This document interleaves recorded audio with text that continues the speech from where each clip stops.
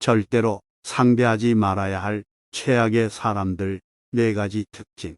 어쩌다 사람을 만났는데 처음에는 참 인상이 좋았다가 시간이 지나면서 사실은 최악인 인물로 변해버린 경험이 누구나 한 번쯤은 있습니다. 함께 있으면 기분이 나빠지고 안 좋은 일들에 말려들며 언제나 손해를 보게 만드는 그런 사람도 주변에 한 명쯤은 있습니다. 겉과 속이 완전 딴판이고 사람을 우매하는 등 당신의 주위에 한 명 정도는 있을 법한 그런 성격의 최악인 사람들.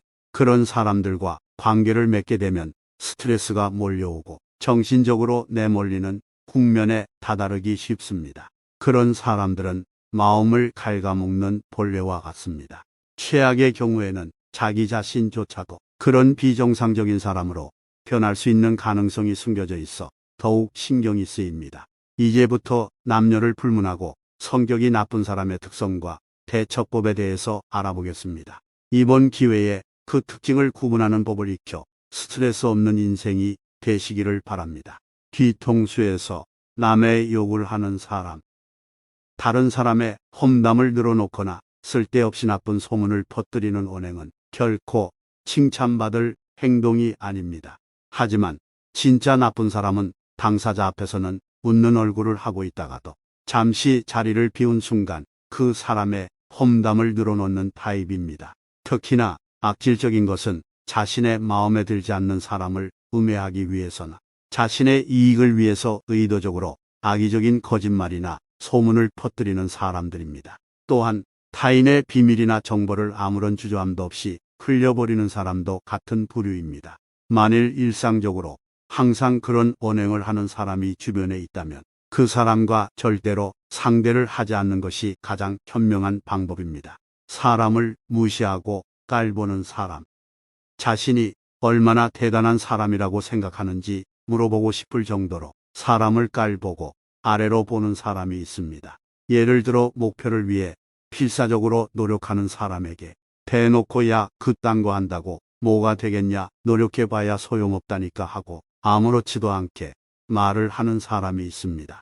또한 자신이 하지 못하는 것이나 가지지 못한 것에 대한 심한 질투심이 있고 그것을 무시하거나 비아냥거리는 투로 부정하는 사람이 있습니다. 자신이 아는 얄팍한 지식을 드러내놓고 그것을 모르는 사람이 있으면 그런 것도 모르는 게 말이야 하고 조롱하고 무식한 인간 취급을 하는 사람. 이런 사람이 주변에 있는 것만으로도 자신감과 적극성이 낮아들며 최악의 경우 자기 자신의 정체성마저 잃게 될지도 모릅니다. 만약 그런 사람들을 부모로 두고 있다면 더 말할 필요가 없을 것입니다. 이런 사람들임을 눈치챘을 때에는 위험인물임을 인지하고 되도록 조속히 거리를 두어야 합니다. 만나는 사람에 따라서 태도가 돌변하는 사람.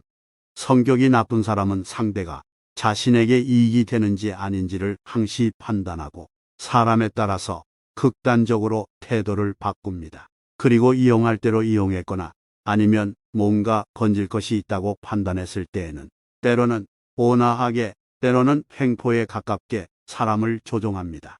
많이 보는 예로 식당 등에서 종업원에게 반말을 넘어 명령조로 말하거나 클레임을 걸 듯한 언동을 취하는 사람들은 눈여겨볼 필요가 있습니다. 성격이 나쁜 사람은 지위, 명예, 돈 등에 약한 경향이 있고 태도와 언동의 이면성이 교묘해서 때로는 자신도 속고 있다는 사실을 눈치채지 못하는 사람도 있습니다. 만약 주변에 이와 같은 행위가 의심되는 사람이 있다면 그 사람이 약한 위치에 있는 사람들 앞에서 어떤 언동을 취하는지 주의 깊게 주시해 볼 필요가 있습니다. 사람을 이용만 하는 인간. 정말로 성격이 나쁜 사람은 타인의 솔직한 감정이나 선의를 교묘히 이용해서 자신의 입맛에 맞게 끌고 갑니다. 예를 들어 어떤 일로 좌절에 빠진 사람들에게 다가가 이런 일이 당신에게 도움이 될 거예요 하고 친절한 척 조언을 하지만 사실은 자신의 이익을 위한 덫으로 유도를 하며 선의의 제3자로 가장합니다. 이런 타입이 무서운 점은 자신은 직접 아무런 손을 쓰지 않고 타인을 잘 이용함으로써 목표로 한 인물을 교묘하게 추락시키는 기술을 지닌 데 있습니다. 다른 표현으로 하자면 지능범이라고도 할 수 있습니다. 게다가 만일 그 악행이 주모자인 자신에게 쏠리게 되면 그 책임을 실제 행동한 사람에게 전가하는데 이때의 언행이 너무나도 자연스럽고 간단하게 보입니다. 때로는 주모자인 이 사람은 피해자로 돌변하기도 합니다. 만약 당신 주변에 언제나 지시만 하는 경우가 많고 말뿐이며 행동은 하지 않는 타입의 사람이 있다면 이런 부류에 속할 가능성이 높으니 주의를 할 필요가 있습니다. 성격이 최악인 사람들을 대하는 대처법. 되도록 거리를 두어야 합니다.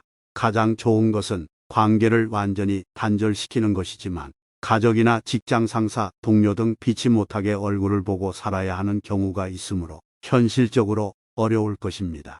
이럴 때는 필요 최소한의 접촉만으로 끝내야 합니다. 충돌이나 간섭 싸움은 피하는 것이 좋습니다. 그리고 명심해야 할 것은 실수로라도 상대의 성격을 고쳐보겠다는 등의 생각은 품지 않는 것이 현명합니다.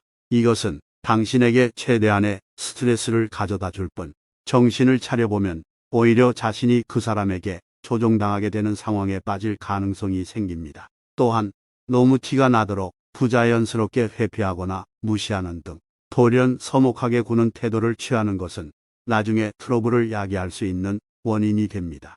그러니 되도록 자연스럽게 건들지 않으면 동의 묻지 않는다는 마음으로 실행해야 합니다. 악성 질환에 걸렸다고 생각하고 지켜본다. 성격이 나쁜 사람과 부딪혀야 할 때는 이 사람은 뭔가 병에 감염된 거야라고 생각하는 것도 대처법의 하나입니다. 상대를 대등한 입장이라고 생각하면 짜증도 나고 스트레스도 쌓이게 됩니다. 감정을 억제하기 위해서 저런 성격은 병이 원인이라고 생각하게 되면 조금 참을 수 있게 됩니다. 그것을 고치는 데는 물론 많은 시간과 노력이 필요합니다. 대등한 위치에 두지 말고 부처님과 같은 따뜻한 시선으로 지켜본다는 자세로 임하는 것이 득입니다. 반면교사로 삼아 관찰한다.